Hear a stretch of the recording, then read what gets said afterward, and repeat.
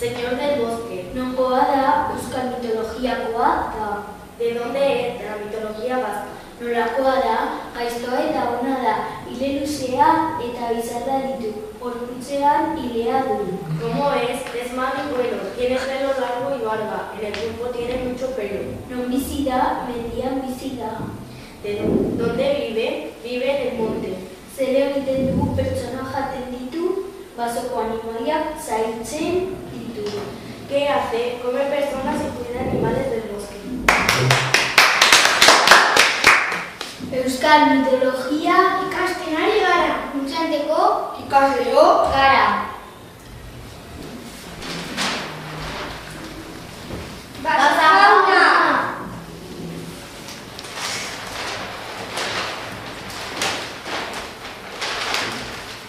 Garai baten, gizakiek garian zutenez ezagutzen. Euskal Herrian posea zabaldu zen. En una época, los seres humanos no conocían el grano, y por eso el hambre se extendía en Euskal Herria. Baina, Martín Txiki izeneko mutila. Pero había un hombre llamado Martín Txiki. Nik konponduko dut arazoa. Badakit, Basajauneak non gordetzen dute garia? Baina, burutik jota zaude, Basajaunak beldugarriak dira.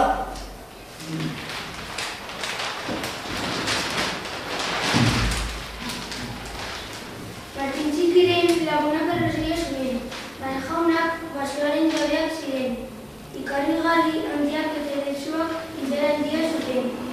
El amigo de Martín Txiki tenía razón. Los basajauns eran los jefes del monte. Eran increíblemente grandes y peludos. Tenían mucha fuerza. Martín Txiki bota handiak jantzen duen. Basajaunek lesieran bildu zen.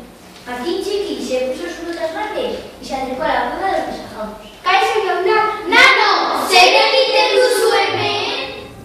Martín desean sartu zen, eta gari multzo handiak ikusi zuen. Martín se metió en la cueva y vio un montón de granos. Apostu bat egingo dugu. Ea egingo duen salto handiena gari multzoren gainetik. Oso. Je! Ados gaude! Basajaunek salto handiak egin zuten, eta Martintxo gari multzorik erdian erori zen. Los Basajauns dieron un salto muy grande y Martín cayó justo en el medio del montón de granos. Eta erosenean, gari aldeak bere gotuen barruan sartu ziren. Y al caer se llenó las botas de granos.